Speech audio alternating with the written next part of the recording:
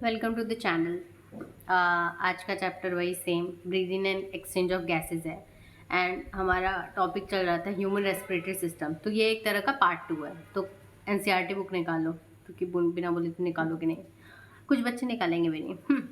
Whatever. सो start करते हैं। The part starting with the external nostril up to the terminal bronchiole constitute the conducting part. Conducting part क्या होता है? External nostril से लेके आपका टर्मिनल ब्रोंक्यूल तक का पार्ट जो होता है। टर्मिनल ब्रोंक्यूल यहाँ पे है ना, ये क्या है? ये टर्मिनल ब्रोंक्यूल है। तो टर्मिनल ब्रोंक्यूल से लेके जो एक्सटर्नल नॉस्ट्रल है वो पार्ट कंडक्टिंग पार्ट कहलाता है। और जो alveoli and their duct form the respiratory or exchange part. Alveoli और उनके डक्ट मिलके रेस्पिरेटरी या फिर एक्सचेंज पार्ट बनाते हैं। ठीक है। कंडक्टिंग पार्ट के बारे में अगर हम थोड़ा और समझें तो वो उसका काम होता है कि वो ट्रांसपोर्ट करता है atmospheric air to the alveoli, यानी बाहर की जो एयर आती है उसे एल्वोलाई तक पहुंचाता है कि भाई जो तुम बैग लाइक स्ट्रक्चर हो तुम लो oxygen rich air. Clear it from foreign particles. अगर धूल है, कंकड़ है, पत्थर है, बैक्टीरिया है, मतलब कुछ भी छोटी छोटी चीज़ें हैं जो हम देख नहीं सकते हैं, जो भी फॉरेन पार्टिकल हमारे बॉडी के लिए, उसे क्लियर आउट करता है। ह्यूमिडिफाइज यानी कि अगर ड्राई एयर है, ठीक है, तो उसमें मॉइस्चर प्रोवाइड कराता है। And also brings the air to body temperature.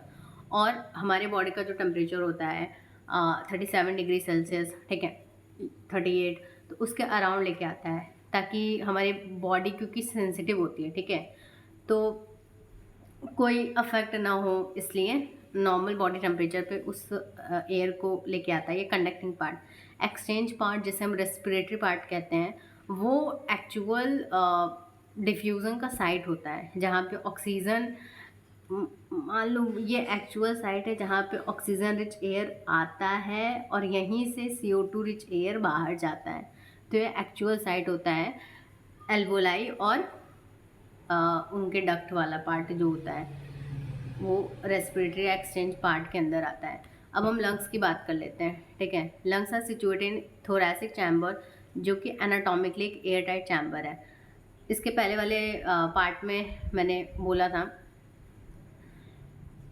कि ये जैसे मान लो एक बॉक्स है, ठीक है, एक बॉक्स है जिसे हम क्या कह रहे हैं, एयर टाइट चैम्बर है, मतलब थोरैसिक चैम्बर है, थोरैसिक कैविटी है, जिसके अंदर क्या होते हैं, जिसके अंदर आपके लंग्स होते हैं। ठीक, इसके अंदर आपके लंग्स होते हैं, ये बात मैंने बोली थी। अब लिखा है कि थोरैसिक चैम्बर, ये जो चैम्बर है, ये जो डब्बा है, formed dorsally by the vertebral column. Dorsally का मतलब होता है पीछे की साइड, जो रीढ़ की हड्डी वाली साइड है उसे डॉर्सल साइड कहा जाता है। तो ये जो थोरैसिक चैम्बर है, इसके पीछे वाली साइड पे क्या होता है, रीढ़ की हड्डी यानी वर्टिब्रल कॉलम होता है। वेंट्रली बाय द स्टर्नम, आगे की साइड क्या होता है, स्टर्नम होता है। लैटरली बाय द रिब्स, और किनारे की साइड में आपको देखो जो पसलियाँ होती हैं, ठीक है, रिब्स, यहाँ पे आप टच करके देख भी सकते हो अपनी चेस्ट रीजन में। तो लैटरली आर पार जो होता है रिब्स होता है, on the lower side by the dome shaped diaphragm, और नीचे की साइड क्या होता है, ये डोम जैसा डायफ्राम होता है, ठीक है। The anatomical setup of lungs in thorax is such that any change in the volume of the thoracic cavity will be reflected in the lung और cavity, ठीक है। मतलब बोल रहा है कि ये इस तरह से इस सेटअप को बनाया जाता है कि अगर कोई भी चेंज हो रहा है इस कैविटी में, ठीक है, तो वही चेंज आपको दिखेगा आपके लंग्स में भी, ठीक है। फिर लिखा है such an arrangement is essential for breathing. Breathing के लिए इस तरह का अरेंजमेंट जरूरी है, क्योंकि हम डायरेक्टली ऑल्टर नहीं कर सकते पल्मोनरी वॉल्यूम, यानी कि हमारे लंग में जो एयर है उसकी क्वांटिटी को हम डायरेक्टली ऑल्टर नहीं कर सकते हैं। इसीलिए ये ज़रूरी है इस तरह का सेटअप होना कि पीछे रीढ़ की हड्डी हो, आगे स्टर्नम हो, किनारे आपकी रिब्स हो, ठीक है, और नीचे की साइड आपका डोम शेप्ड डायफ्राम हो, ठीक है। इसे इरेज कर देते हैं। अब यहाँ पे हम रेस्पिरेशन के स्टेप्स को पढ़ेंगे। तो पहला स्टेप है ब्रीदिंग, जिसे हम पल्मोनरी वेंटिलेशन कहते हैं। इसमें होता क्या है, बाहर का एयर अंदर आएगा, ड्रॉन इन का मतलब होता है अंदर आना, और CO2 rich alveolar air is release out, ठीक है, मतलब बाहर ऑक्सीजन भरपूर मात्रा में है, तो ऑक्सीजन रिच एयर हमारे बॉडी के अंदर आता है, और क्योंकि हम बहुत खाना पीना खाते हैं, काम धंधा करते हैं, तो ग्लूकोज टूटता है। जब ग्लूकोज टूटता है तो उससे CO2 बनता है, और वही CO2, क्योंकि हमारे लिए CO2 अच्छा नहीं होता, तो वो CO2 रिच एल्वोलर एयर बाहर जाता है। ठीक है, तो पहला स्टेप क्लियर होना चाहिए। पहला स्टेप होता है ब्रीदिंग, जिसे हम वेंटिलेशन कहते हैं, जहाँ पे एटमॉस्फेरिक एयर अंदर आता है और CO2 रिच एल्वोलर एयर बाहर जाता है।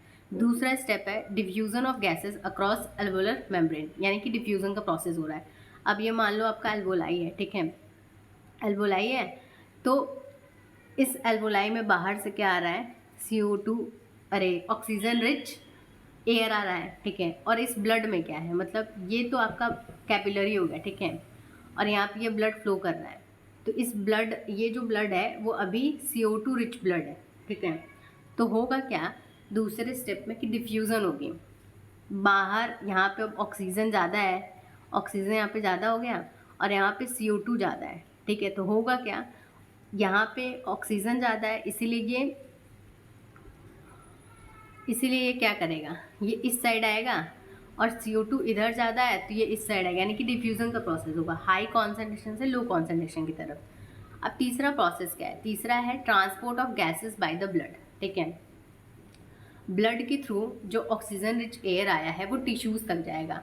अब ब्लड कैसे लेके जाएगा, तो हमने देखा कि ये आपका एल्वोलाई था और ये क्या था, ये था आपका ब्लड कैपिलरी। ठीक है, जिसे हम ब्लड वेजल कहते हैं, जो कि खून को बॉडी के हर हिस्से तक ले जाता है। तो अब यहाँ से ये तो इधर डीऑक्सीजनेटेड था, जब ये ऑक्सीजन दिया एयर तो ये ऑक्सीजनेटेड हो गया। ठीक है, अब ये बॉडी के हर हिस्से तक जाता है, हर हिस्से तक जाता है, हर सेल तक जाता है। तो यही तीसरा स्टेप बोल रहा है कि ट्रांसपोर्ट ऑफ गैसेस, गैसेस मतलब है ऑक्सीजन बाय द ब्लड। ठीक है, चौथा प्रोसेस क्या है, diffusion of oxygen and CO2 between blood and tissues. ठीक है, चौथा प्रोसेस ये बोल रहा है कि ऑक्सीजन और CO2 का डिफ्यूज़न होगा ब्लड और टिश्यूज़ के बीच में। अभी मान लो ये टिश्यू हो गया, ठीक है, और ये आपका क्या है, ये ब्लड वेजल है। ठीक है, यहाँ पे आपके RBC हैं। ठीक है, अब इस RBC में क्या है, इस RBC में ढेर सारा ऑक्सीजन से लद के आया है। इसमें एक पिगमेंट होता है हीमोग्लोबिन, और हीमोग्लोबिन ऑक्सीजन के साथ मिलकर ऑक्सी हीमोग्लोबिन बनाता है। तो मतलब इसके पास भर भर के ऑक्सीजन है। ठीक है, अब इस सेल के पास क्या हो रहा है, ये सेल खाना वाना बनाया होगा। ठीक है, खाना वाना, सॉरी, सेल खाना नहीं बनाता, सेल उस खाने को तोड़ेगा, यानी कि ग्लूकोज का तोड़ के एनर्जी लिया होगा। ठीक है, एनर्जी लिया होगा और कुछ फंक्शन परफॉर्म किया होगा। तो ग्लूकोज को तोड़ने से क्या होता है, CO2 रिलीज होता है। ठीक है, अब यहाँ पे CO2 का कॉन्सेंट्रेशन बहुत ज़्यादा है, तो ये क्या करेगा, ये ऑक्सीजन को यहाँ पे छोड़ देगा सेल के पास और CO2 को अपने अंदर ले लेगा। यानी कि जब ये वापस जाएगा तो ये बनेगा कार्ब अमीनो हीमोग्लोबिन। पहले क्या था, पहले था ये ऑक्सी हीमोग्लोबिन, और अब क्या हो जाएगा, ये कार्ब अमीनो हीमोग्लोबिन हो जाएगा। ठीक है, तो ऑक्सीजन को यहाँ पे लोड कर दिया गया इस साइड, और CO2 यहाँ पे आ गया। पांचवा स्टेप क्या है, utilization of oxygen by the cell for catabolic reaction result in release of CO2। ठीक है, फिर वही सेम चीज़ है कि आपके सेल के पास खाना वाना आ गया। ठीक है, आपके सेल के पास ऑक्सीजन आ गया। अब इस सेल के पास मान लो ग्लूकोज था। ठीक है, ग्लूकोज था, तो ये क्या बोला, यूटिलाइजेशन ऑफ ऑक्सीजन। अब सेल जो है ऑक्सीजन को यूज़ करेगी और CO2 रिलीज़ करेगी। अब ये टूटता है तो क्या होता है, एनर्जी मिलती है, ATP मिलती है, साथ में CO2 भी रिलीज़ होता है, CO2 और H2 रिलीज़ होता है ना, तो वही बात की जा रही है। तो 5 स्टेप का ये प्रोसेस है। अब ठीक है, नेक्स्ट वीडियो में मिलते हैं। आई थिंक समझ में आया हो, तो बाय।